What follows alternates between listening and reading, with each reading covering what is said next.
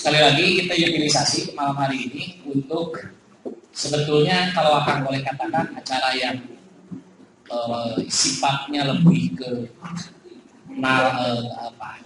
berbasis nalar, gagasan, kemudian diskusi yang lebih substantif itu dari hari ini di malam ini. Jadi kalau acara Milang Kala kemarin 10 itu artifisial saja. Ada acara Pambai yang basisnya adalah bersilaturahmi dengan basis kita. Kemudian ada acara Milang Kala lebih ke mengundang mitra-mitra kita dan menyampaikan rasa syukur. Makanya malam kemarin itu judulnya lebih malam tasyakur, Milang Kala Kasabku. Nah malam ini sebetulnya adalah akan ingin harapkan ini muara gagasan, harapan, keinginan, ulang paheutkeun komitmen, konsep ke depan, karena sekali lagi saya katakan bahwa oleh-oleh terbesar Kemajabar 10 tahun ini adalah bisa melalui proses itu, tetapi sekali lagi akan belum puas secara pribadi dan secara organisasi, karena untuk 10 tahun ke depan kita harus punya capaian-capaian lain. Jadi kalau capaian 10 tahun pertama, kalau ukurannya adalah melaksanakan diklat dan menghasilkan alumni, boleh dikatakan selesai, tuntas. Necessary, tapi not sufficient. Jadi tidak cukup hanya sekedar mencapai jumlah kuantitatif 1000 orang dan bisa bertahan di 10 tahun. Meskipun tentu kita tidak boleh juga mengabaikan bahwa proses itu luar biasa. Capaian bisa sampai ke arah daging, alhamdulillah. Akan ingin malam ini lebih ke secara pribadi akan ingin sharing dengan teman-teman, karena jujur saja ada kesadaran dalam diri akan tertantang untuk bagaimana menciptakan jaka-jaka yang lain di Kemajabar. Tentu dengan tidak bermaksud abul terhadap apa yang hari ini saya capai, baik sebagai ketua Kemajabar dan atau sebagai aktivis Sunda generasi muda yang quote and quote diperhitungkan di dalam konstelasi organisasi Kasundaan. Akan ingin review dari sini dulu, dari persoalan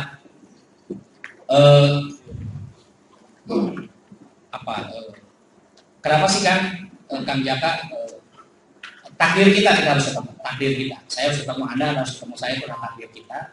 Dan tidak semua orang takdirnya sama seperti kita, karena alumni Gema itu ada 1000.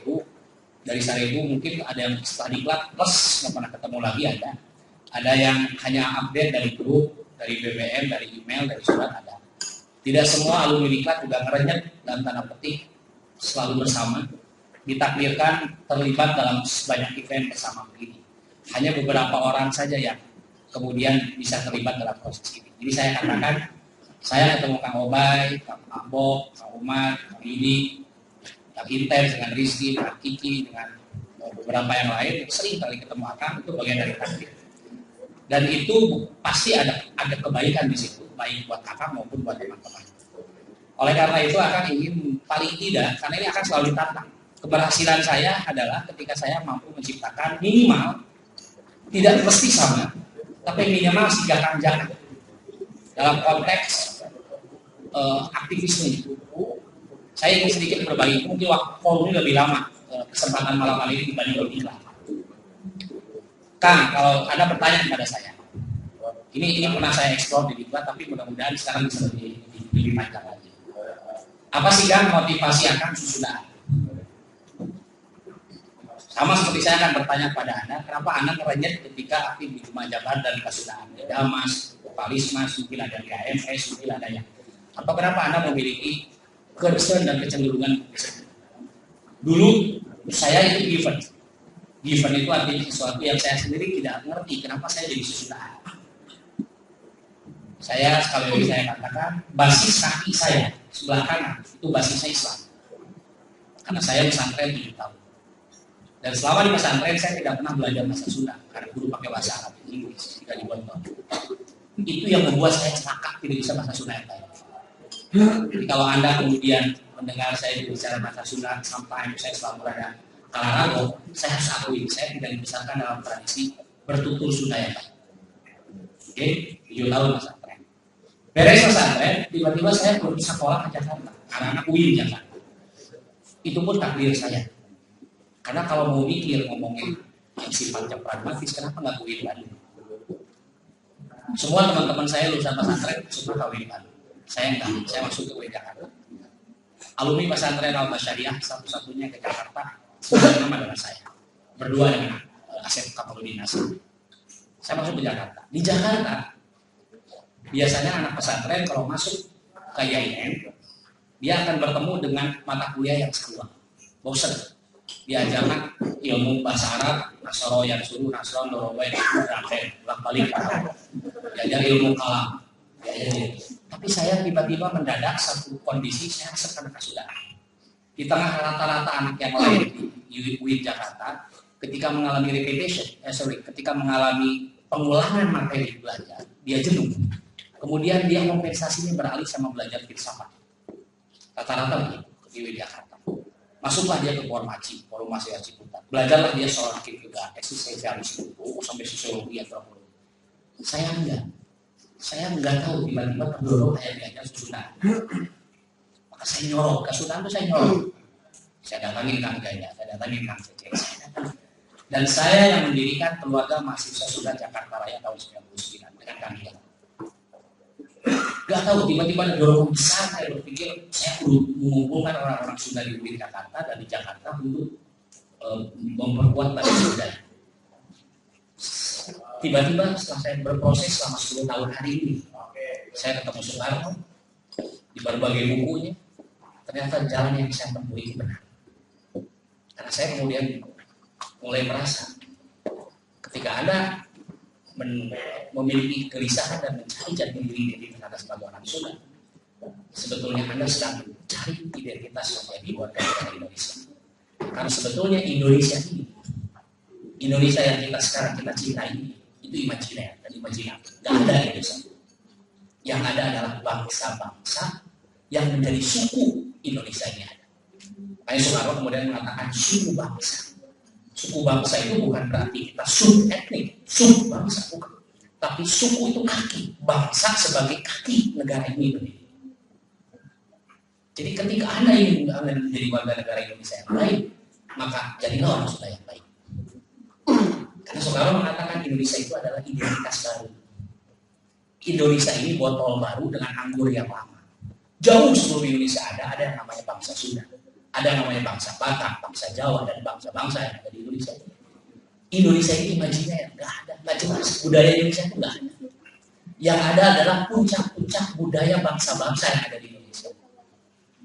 Oleh karena itu, Soekarno kemudian mengatakan Indonesia adalah botol baru dengan anggur lama. Anggurnya itu apa? Anggurnya itu Sunda, Jawa, Batak, Minang, Padang. Itu adalah anggur-anggur. Dibungkus dalam botol baru yang namanya Indonesia. Oleh karena itu, saya kemudian mendapat justifikasi ideologis kali ini. Bahwa apa yang saya tempuh, saya susudakan, saya mencari jati diri Sunda, saya belajar falsafah Sunda, saya baca buku Sunda, saya resep ngaji anjuran, saya baca Rupaka Sunda. Itu semata-mata kemudian untuk menjadi Indonesia, menjadi seorang Indonesia yang baik. Karena Soekarno kemudian mengatakan bahwa tadi saya katakan Indonesia dibangun di atas bangsa-bangsa menjadi sukunya Indonesia ini ada. Kesadaran itu yang oleh Soekarno kemudian dibangun lewat pidato-pidatonya Nation in Character Building dengan bahasa. Kalau dia pidato, you are Aceher but you are Indonesia. You are Sundanese but you are Indonesia. You are Japanese but you are Indonesia. Identitas kultural kita Sunda, identitas kebangsaan kita Indonesia. Sayangnya proses itu enggak, proses Soekarno melakukan itu tidak tuntas. Datang Soeharto tahun 67, Soeharto kemudian mengatakan NKRI harga mati. Siapa orang yang mengaku-ngaku mengekspresikan etnisitasnya, maka dia sudah menggaung kesatuan Republik Indonesia dan dianggap primordialisme.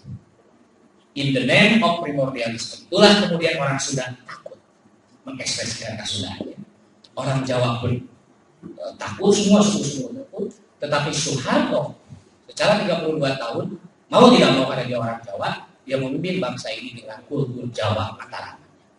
Maka terjadilah disebut dengan Jawanisasi Indonesia. Jadi siapa budaya yang menguasai politik saat itu, maka budaya itu yang akan menguasai Indonesia. Muncullah Jawanisasi. Programnya apa? Transmigrasi. Itu adalah program Jawanisasi. Seperti tadi saya katakan, saya nyambung yang tadi. Soeharto jatuh tahun 98, Di mata orang Makassar, di mata orang Aceh, di mata orang Palembang, di mata orang Sumatera Selatan, di mata orang Kalimantan, itu the end of Mataram history. Berakhirnya politik Indonesia berbasis Mataram. Ini harus kita sadari betul. Jadi kalau saya sekarang ditanya, Akang sesudahan apa? Saya sebetulnya sesudahan adalah untuk menjadi bangsa Indonesia yang baik. Saya harus memiliki basis kultural Sunda yang baik. Itu cara pandang saya soal. Jadi satu itu. Kedua, basis teologisnya supaya ada. Basis teologisnya sederhana. Pasti ada banyak. Satu saat saya dengan Kang Sari Pasaman, satu mobil Sari Pasaman ke Musuh. Jak ayo maneh aya diklat, nanaonan boga untung tadi. Sabaraha untung? Enggak ada. Saya bahkan kadang-kadang dipakai di saya. Terus kalau itu maksudnya mana yang kayak begitu?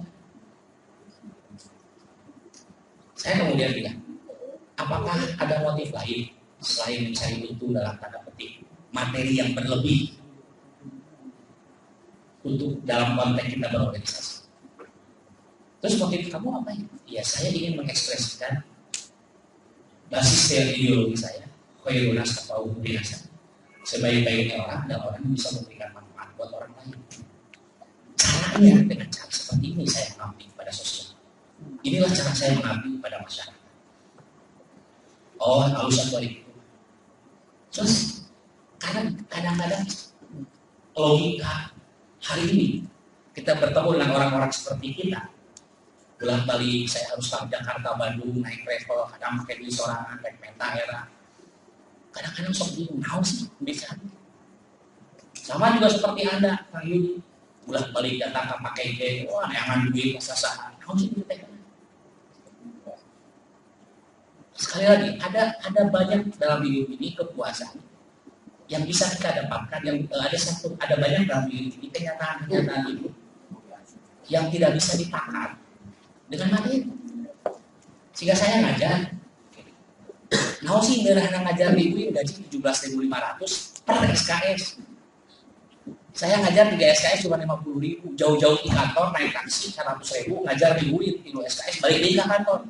Ngajar saya ulang balik naik taksi 150.000. Ngajar saya berdiri 3 SKS itu hanya 55.000, dibayar per semester. Ekonomi rugi saya. Karena orang saya ngajar duit. Tapi ada satu kepuasan hati yang tidak bisa dikonversi dengan materi. Itulah passion. Itulah cara pandang hidup saya. Disitulah saya mengabdikan hidup saya. Disitulah saya mendapatkan